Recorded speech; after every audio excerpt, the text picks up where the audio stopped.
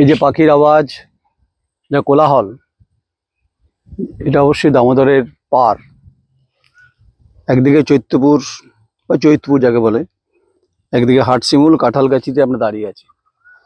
দামোদর এখন শুকিয়ে গেছে, যেহেতু গ্রীষ্মের দাবদাহে নদের জল শুকিয়ে গেছে, কিন্তু যেটা শুকিয়ে যায়নি সেটা হচ্ছে এখানকার বালি।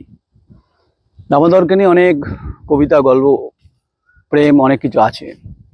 দামোদর ভরা বর্ষায় অশান্ত হয়, অনেকের পার ভাঙে, পার চলে যায়, বসত বাড়িও হারিয়ে যায়। কিন্তু এই যে বসত বাড়ি তলিয়ে যাওয়া, পার ভাঙা, এর পিছনে যারা বালি সিন্ডিকেটর আছেন তাদের দায়। এখানে বৈধ অবৈধর হিসেব খুঁজে আপনি বার করতে পারবেন না। প্রথমত আমার কাছে কোনো বাইনাকুলার নেই, ফলে আমার কাছে কোনো ম্যাপ নেই, বা আমি মেপে বলে দেবো যে এটা বৈধ, এটা অবৈধ। যেগুলো বৈধ ঘাট, সেটা কতটা কাটা উচিত, কতটা ইঞ্চিতে কাটা উচিত, তারা সত্যি কি পশ্চিমবঙ্গের যে মাইন্স অ্যান্ড মিনারেলস ডেভেলপমেন্ট কর্পোরেশনের নিয়ম নীতি মানছেন না। আচ্ছা, এই দামোদরকে নিয়ে তো অনেক কথা আছে যে আমাদের মনীষী ঈশ্বরচন্দ্র বিদ্যাসাগর উত্তাল দামোদরে মায়ের ডাকে সাঁতরে পার হয়েছিলেন। আজকে আর সেই বিদ্যাসাগরের যুগ নেই, মনীষীদের আবির্ভাব নেই, কিন্তু কত কথা, কত কি এই নদকে ঘিরেই রয়েছে। যেহেতু ছোটনাগপুর মালভূমি থেকে এই নদ প্রভাবিত হয়েছে, কেউ বলে নদ, কেউ বলে নদী, আদর করে কেউ নদও বলে, নদীও বলতে পারেন। ফলে পুরুলিয়া থেকে শুরু করে বাঁকুড়া এবং খণ্ডঘোষ, বর্ধমান এবং হাওড়া, উদয়নারায়ণপুর পারে গিয়ে একদম মুন্ডেশ্বরী নদীতে কানেক্ট হয়েছে। কিন্তু এই যে কাঁঠালগাছিতে যে আপনারা দেখতে পাচ্ছেন নদী গর্ভে জেসিবি নামিয়ে, দেখুন বস্তার পর বস্তা কিন্তু ওখানে বালি লোড হচ্ছে। দিনে এক চেহারা, রাতে এক ভয়ঙ্কর রূপ। বিভিন্ন সময়ে শোনা যায় পুলিশ নাকি এখানে প্রচ্ছন্ন পরোক্ষভাবে এটা মদত দেয়। এখানে অবশ্যই শাসক দলের ভূমিকা রয়েছে, তাদের নাম জড়াচ্ছে, তারা এই ঘটনার সঙ্গে যুক্ত থাকছেন। যদি তারা অস্বীকার করবেন, এর আগেও সংবাদ হয়েছে, ধরপাকড় হয়েছে, লাভ হয়নি কিছু।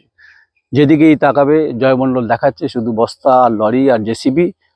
আর যদি আরো দূরে তাকানো যায় তাহলে দেখবেন সেখানে কিন্তু ওখানেও দূরে কিন্তু লরি দাঁড়ানো আছে। তাহলে এই যে সরকার যে রাজস্ব আদায় থেকে বঞ্চিত হচ্ছে এবং সরকারের যে কোষাগার যে কার্যত খালি হয়ে যাচ্ছে, এর দায় হচ্ছে এখানকার তালেবর উদবেড়াল যারা আছে, যারা বালি লুটেরা, তারা দায়ী। তো এটা বৈকুণ্ঠপুর পঞ্চায়েতের পরে এখানে 1 এবং 2 দুটো পঞ্চায়েত আছে।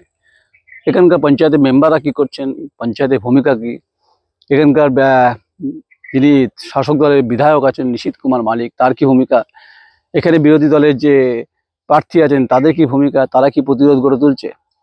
দেখুন, যারা এখানে খেটে খাওয়া মজদুর, প্রান্তিক স্তরে বালি মাথায় করে যারা নিয়ে যান, আমার তাদের প্রতি কোনো অভিযোগ নেই। অভিযোগ এক শ্রেণীর লুটেরা, যারা লুট করছে এবং তারা ক্ষতিগ্রস্ত করছে এই নদকে।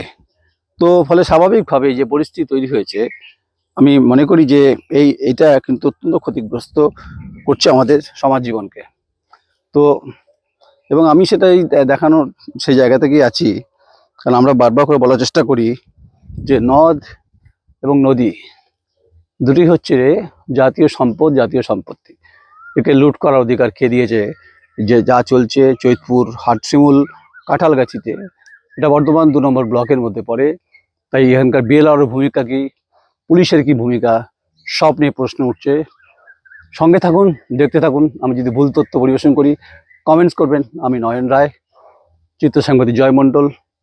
এটা হচ্ছে কাঁঠালগাছি, বর্ধমান 2 নম্বর ব্লক। নমস্কার।